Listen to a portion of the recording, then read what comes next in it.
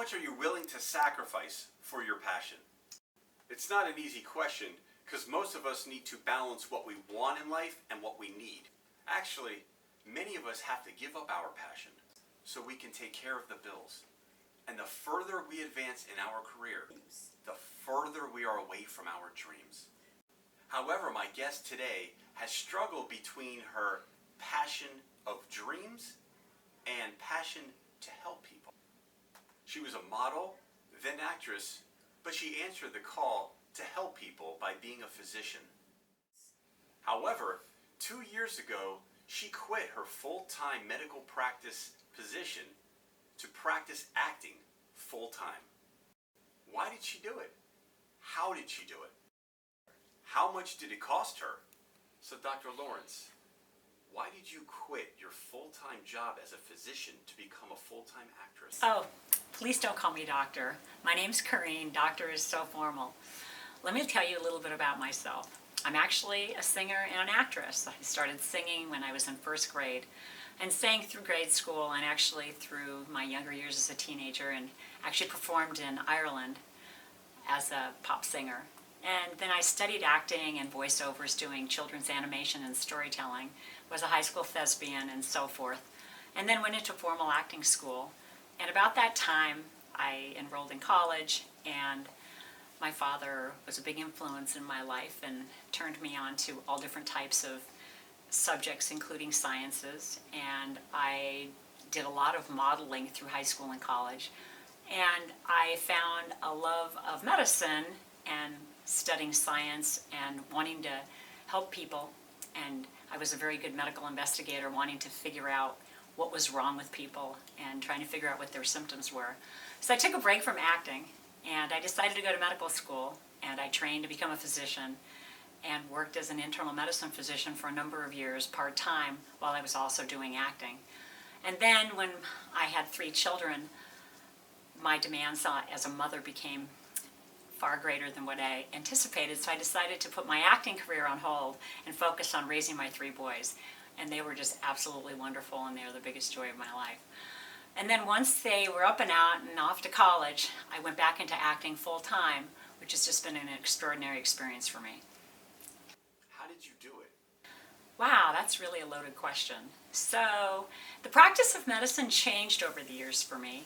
In the beginning, we were, as physicians, our own bosses, and then the advent of insurance companies came into play, and their control became greater and greater and greater, and their influence over patient care, specifically denying access to care or limiting access to care, limiting access to doctors, and limiting access to medical treatment and medical technology, was a negative influence for me as far as my decision to continue practicing medicine. They seemed to get a little bit more in the way of the doctor-patient relationship and the doctor being able to control what needed to be ordered for the patients rather than what would be covered or what wouldn't be covered.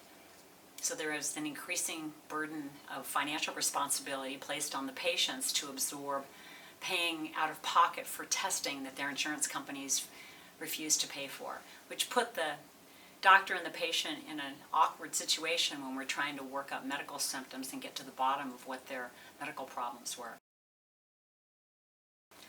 So one example of the insurance companies intervening is a group of insurance companies that fall under the umbrella term of HMO insurance. And under that type of insurance plan, if a patient needs to get any kind of medical technology testing done, for example, an MRI scan or a mammogram, an authorization form has to be submitted by the doctor's office, and it's called a pre-authorization form, which means we have to fill out the information about what we want to order on the patient and then have it be submitted to the insurance company. Then the insurance company, in this case the HMOs, would decide whether or not they would want to pay for that test. And oftentimes they would deny payment for that test, which would influence the patient's decision as to whether or not they would then pay out of pocket to go ahead and get the test, knowing that it wasn't going to be covered under their insurance. So one example that tied the knot for me in terms of my wanting to give up practicing medicine, I had a 19-year-old girl who came in for a routine breast and pelvic exam, and during that examination I found a breast lump. It was about the size of a nickel. I explained to her that I thought she needed a mammogram. She had HMO insurance. I filled out the referral form requesting the mammogram. Her HMO insurance denied the test. I had to tell her that I recommended that she pay out of pocket to get that mammogram because I was concerned she had breast cancer. She went ahead and got the mammogram, and the mammogram came back negative, which means nothing was found on the mammogram. I still told her I thought she had breast cancer, and I recommended a breast ultrasound. She went and got the breast ultrasound, had to pay out of pocket. Once again, her HMO refused to pay for that in advance during the pre-authorization submission process. So now we have a negative normal mammogram and a negative normal ultrasound, and yet we still have a palpable breast lump. So I told her then that she needed to go see a surgeon, so I referred her to a surgeon after submitting a request to her HMO insurance company for the pre-authorization for payment for that surgery referral. Her HMO insurance refused to pay for the surgery referral, saying that all of this was not necessary because she was quote-unquote too young, since she was only 19. She was smart enough to realize that her life may be in jeopardy, so she went ahead and went to see the surgeon and paid out of pocket for the initial consultation and the subsequent surgical removal of that lump. And when we sent it to the pathology department, the laboratory report came back that she did have breast cancer. So had we waited and not proceeded with the full follow-up for her, who knows what would have happened to her. Her breast cancer likely would have spread and she may have been a fatality. So it was after that I decided to approach my partner and recommend that we no longer accept HMO insurance as a part of our medical practice. So he agreed, and we wrote letters to many physicians south of Los Angeles to the San Diego border, notifying them that we would no longer be accepting HMO insurance, and therefore we didn't want them to be referring us HMO insurance patients. We said we would accept the other insurance policies, but not HMO insurance.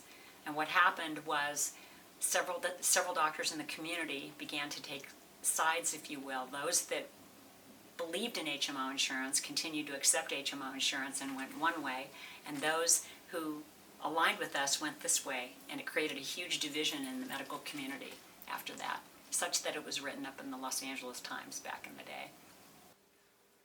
What was it that you hated most about being a doctor? Another reason why I decided to switch out of medicine and back into acting was with the introduction of physician's assistants and nurse practitioners being substituted for the physicians.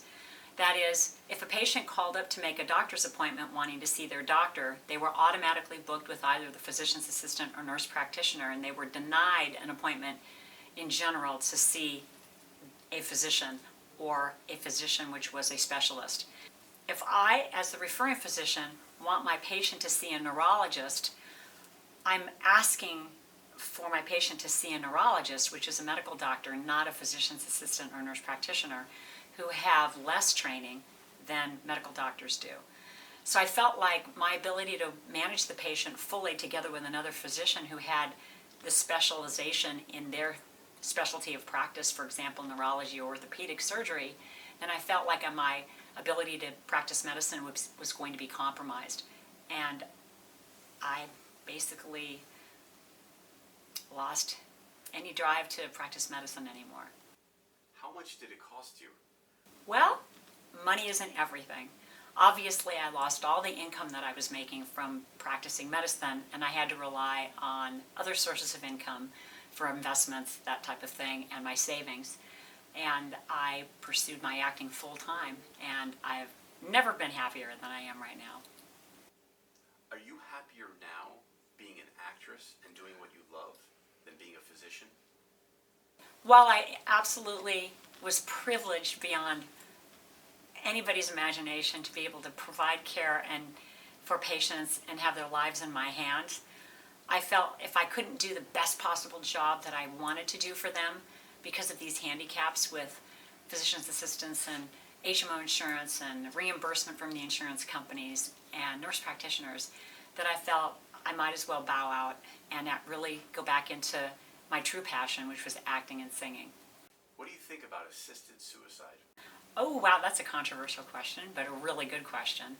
So I will just tell you what my personal feeling is about it. I actually have never assisted in suicide with a patient. I know that that's something that's being offered out there, and it's a choice that many patients and families are are exercising in this day and age in terms of hospice and limited care, and when they've got a terminal diagnosis or when they've given up or whatever the circumstance may be. And that is a personal decision that I feel that can only be made by the patient. And in the event that the patient is incapacitated and cannot make that decision for him or herself, I do not personally feel that it's my ethical or moral responsibility or duty to end a patient's life when I strongly believe in life.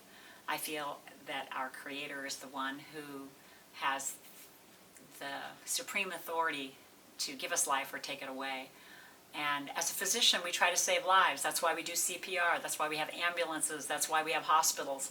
So to not intervene when we could intervene seems to go contrary to what I personally believe in my heart. And that's just my personal opinion.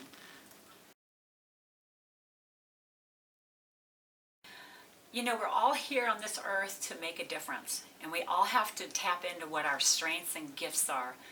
And I think we need to treasure those and protect our health. If we don't protect our health, who will? And we only have one body. So I think that's the first and foremost thing we need to pay attention to. And then tap into what really, really drives you, what really makes you feel like you can make a difference, what really makes you feel that you can accomplish something and do whatever it is to express yourself in the best way that you feel is coming from within your soul. And I think that that is, in the long run, the way most people, hopefully everyone, can achieve this type of satisfaction that I feel like I now have achieved in my lifetime. Now we know so much about this young lady. I want to thank you for watching. I'm Brad Stein.